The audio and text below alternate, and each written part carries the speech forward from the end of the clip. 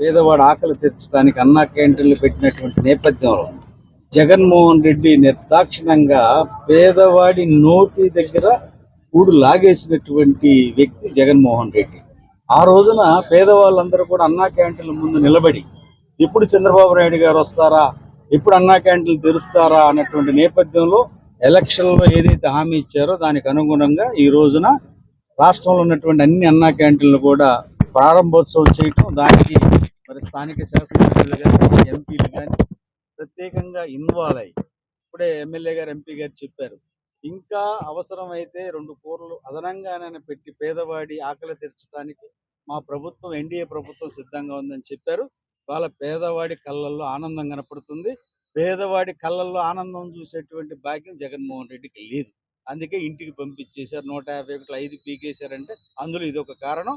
తప్పకుండా దీన్ని ఇంకా పెంచే విధంగా మేము ప్రయత్నం చేస్తాం వెస్ట్ కాన్స్టిట్యున్సీలో కూడా.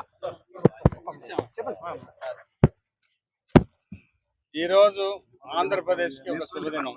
ఎందుకంటే అరాచక పరిపాలన 5 సంవత్సరాలు వైఎస్ఆర్సీపీ వాళ్ళు చేసి పేదవారికి పట్టుడు అన్నం లేకుండా చేసి వెళ్ళిపోయారు.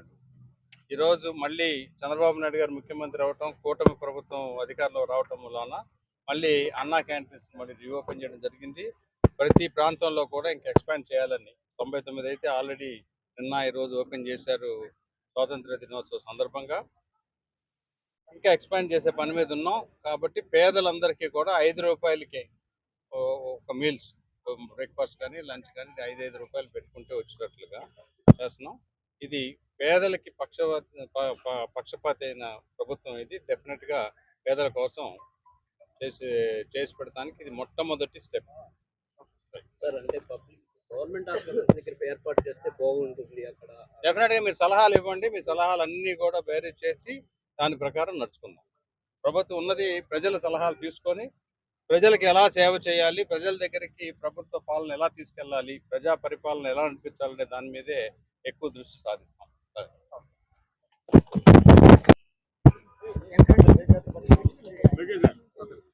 ఈరోజు ఆంధ్ర రాష్ట్రం యావత్తులో నారా చంద్రబాబు నాయుడు గారు ఏ రకమైతే ఎలక్షన్ ముందు హామీ ఇచ్చారో దానికన్నా ఇంకెక్కువగా అన్నా క్యాంటీన్లో గతంలో ఒక పూట భోజనం, మధ్యాహ్న పూట భోజనం అనేది ఏర్పాటు చేయడం అనేది జరిగింది.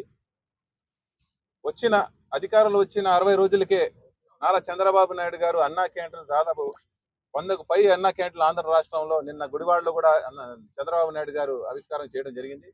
విజయవాడ పశ్చిమ నియోజకవర్గంలో ఉన్న 3 అన్నా క్యాంటీన్లు ఈరోజు గౌరవనీయులు పార్లమెంట్ సభ్యులు కేశినేని చిన్ని గారు, అలాగే శాసనసభ్యులు సుజనా చౌదరి గారి నేతృత్వంలో ఇవాళ ఆవిర్భావం చేయడం జరిగింది. ప్రజలందరూ కూడా దీన్ని వినియోగించాలని చెప్పి గతంలో ఒక పూట భోజనం భిన్నంగా ఈసారి మాత్రం బ్రేక్ఫాస్ట్, లంచ్, డిన్నర్ 3 పూటలు కూడా పేదవాడి కడుపు నిండగా ఉండాలని చెప్పి, పేదవాడు ఎప్పుడు కూడా ఆకలితో పండుకోవద్దు, నిద్రపోకూడదని చెప్పి చంద్రబాబు నాయుడు గారు ఆయన ఈ ఏర్పాటు చేసిన అన్నా క్యాంటీన్ ఈ రోజు మనం అందరం ప్రారంభం చేసుకుంటున్నాం. తప్పనిసరిగా పశ్చిమ నియోజకవర్గంలో ఇంకా అనేక చోట్ల కూడా అన్నా క్యాంటీన్లు పెట్టే ఆలోచన ఉంది. ప్రజలందరూ కూడా నేను చంద్రబాబు నాయుడు గారు చెప్పినట్టు ముందుకు రావాలి. P4 మోడల్లో మనం అందరూ ముందుకు వెళ్ళాలి. పీపుల్స్ పార్ట్నర్షిప్ కూడా మనకు అవసరం.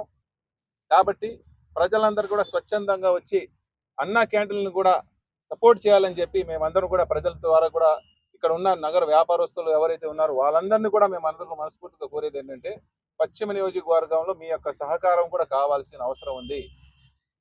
ఏ రకమైతే ప్రభుత్వం ప్రజలందరి కోసం అండగా నిలబడుతుందో మన పౌరుడుగా, మన ఆంధ్ర రాష్ట్ర పౌరుడుగా మన బాధ్యత కూడా మేమందరం కూడా పేదవాడి ఆకలి తీర్చేందుకు ఏదైనా సందర్భాల్లో మీ ఇంట్లో చేసుకోవాలంటే అలాంటి సందర్భాల్లో అన్నా క్యాంటీన్ ద్వారా స్పాన్సర్ చేసి మీరందరూ కూడా ప్రజా సంక్షేమంలో, ప్రజల అభివృద్ధి కోసం, రాష్ట్ర అభివృద్ధి కోసం మీరందరూ కూడా పాల్పంచుకోవాలని చెప్పి మరొకసారి మనస్ఫూర్తిగా కోరుకుంటూ ఈ రోజు అన్నా క్యాంటీన్కి ఏర్పాటు చేసిన ప్రతి ఒక్క Telugu Desam party, Janasena party, Bharatiya Janata party team అందరూ కూడా ధన్యవాదాలు తెలియజేస్తాను.